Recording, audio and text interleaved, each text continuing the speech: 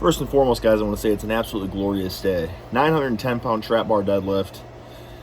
Success. Thanks to you, the viewers.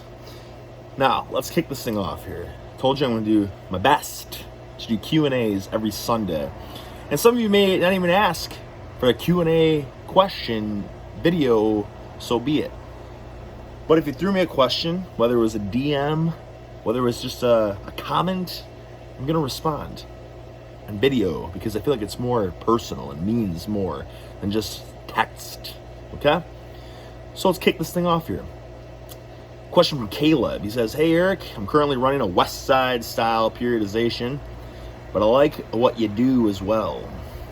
However, you said you work out every day, pretty much." No, it's every day. It's absolutely every day. It is absolutely every day, no exceptions. Do you think your style of training would be optimal if I can only work out 4 days a week? I'm still working, and the football team I coach will begin workouts next week, so I'll be on a time crunch again. You're the man, Boogs. Keep it up. Well, thank you, Caleb. You're the man. So, you're going to be on a time crunch. And, that's the name of the game. That's why I started training the way I did. Because when I started training this way in 2014, I was a trainer and a strength coach. So I was getting up literally at 4:30 a.m. every single day. And then I would work until like noon. And then I would have a couple hours off before I had to get into training like a high school athletics program. And then come back and train some adults and stuff like that. So I was on a time crunch because those couple hours I had off, I needed to eat. And I was so freaking tired, I needed to nap, and then I needed to get swole, right? So that's what I did. I would go home after training some people, some groups and stuff. I would stuff my face with just everything I could, like donuts and stuff. I would fall asleep. I'd wake up, pound coffee, go deadlift, max out on that, and then go train a program. And I did that because that was optimal for me. And then what I would also do is because I was working at a gym, I would just do some stuff here and there just because. Like at the end of the day when I finished my shift or whatever, I would do some dumbbell stuff. Maybe do some quick bench, like 3 sets or something. Boom, boom. A couple sets of 5, or some sets of curls with dumbbells or some sets of pull-ups. But whenever I actually went to train seriously at the gym, it was smashing one exercise because I live by a quote, if something's important to you, do it every single day. If it's not important to you, don't do it at all. And it's always been important to me to lift as heavy as weight as possible and progress with that. All I really care about in the grand scheme of things is improving my deadlifts. Everything else is just icing on the cake. So that's why most of the time people ask me why I only deadlift, why I don't squat and stuff like that. Well, I'll squat if I care about improving my squat, but if not, doing variations of deadlifts are going to improve my deadlift more than squatting. So that's why. 4 days a week. If you're on a time crunch 4 days a week, the time crunch deal is absolutely a necessity to train the way I do. Just try it out. If you don't like it, don't do it. Go back to what you're doing right now. Honestly, I don't say that the way I train is the best way in the world. Absolutely not. It's probably extremely terrible for a lot of people. But for me, it's the only way to train. I don't think I could ever... I have to train for work and stuff too, but I always come back and train the way I do in my free time. And I don't think I haven't been at work in over 2 months now because of the quarantine, the virus and all that. And all I do is train the way I train now. I don't think, oh man, I'm neglecting muscle groups and I'm getting small and all that. It's quite the opposite, actually. I'm getting bigger because I'm not doing as much, so I'm not burning as many calories. I'm getting stronger and might be getting a little fluffy, but it's suiting my goals. 4 days a week, 4 days a week would probably be ideal. I only train every single day because I'm addicted. But realistically, it's like I said 2 days ago, I was like, man, I'm pretty lit up. I should probably take a day off and then come back and I would feel better. And that's what I did, but my day off was like pressing and I just destroyed myself with doing like 4 different types of as hard and heavy presses as I could do. If I would have taken that day off instead, I probably would have felt even better. So, yeah, I would give it a shot, Caleb. And honestly, if you don't just give it a shot. I tell everyone that. Just try it out and see if your numbers improve. And if they do, I mean, voila. Isn't that what everyone's looking for? Getting stronger? The best way to get stronger? Absolutely. But if you start losing size and all that, well, then maybe just start incorporating, like, do what I do, where it's you're focusing on one exercise, and then throughout the day, here or there, or whatever it may be, or, you're focused on one exercise in your session in the morning, or it's at night. But then if you have some time in the morning, or you have some time at night, just do some other exercises. Do you get what I'm saying? Heavy deadlifts in the morning, whatever you want to focus on. And then if you have a little bit of free time, maybe, it's 6 p.m., 7 p.m., 8 p.m., 9 p.m., whatever. Just do some pull-ups or something. Just something, sprinkle it in. But the main thing is get strong with what you want to get strong with. All right. Now we're moving on to Yosef Meal. I think so. Here, quick question. After setting some PRs by focusing only on deadlifts, I'm beginning to feel a little fatigue build up. I'm beginning to lose mind-muscle connections. I feel like I'm having to exert harder in order to get the same contraction in my muscles, but I'm not sore at all. What do you do when you usually start to feel this way? I know you're not a fan of off days. What are some possible solutions to deal with this fatigue without having to stall progressing in at least some way? So let me get this question right here. First and foremost, you're not sore at all. That's probably because your body's adapting to the movement itself. So it's like when you start anything, like if you just started running right now, you'd probably be really sore the next day because you're not used to running. But you can push through it and then run the next day, and then run the next day, and then run the next day, and then run the next, and eventually you won't be sore. And you'll be like, well, I never take any days off. How am I not sore? Well, your body's just got acclimated to it. So soreness is really not a good indicator of things. People that look at soreness as like, well, my muscles are growing now because I'm sore.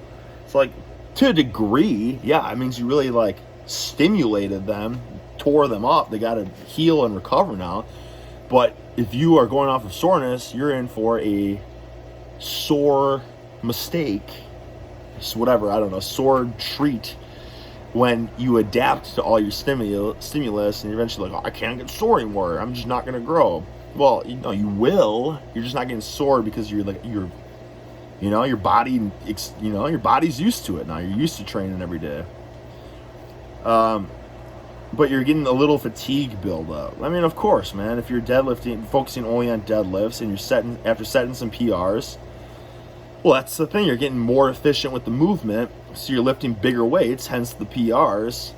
And it's like that's why this Bulgarian style or whatever maxing, specializing style works so well, is because what your max is on day one is not actually your true max. You know what I mean? Like, yeah, it could have been a grinder, but that's not your true potential max. You know what I mean?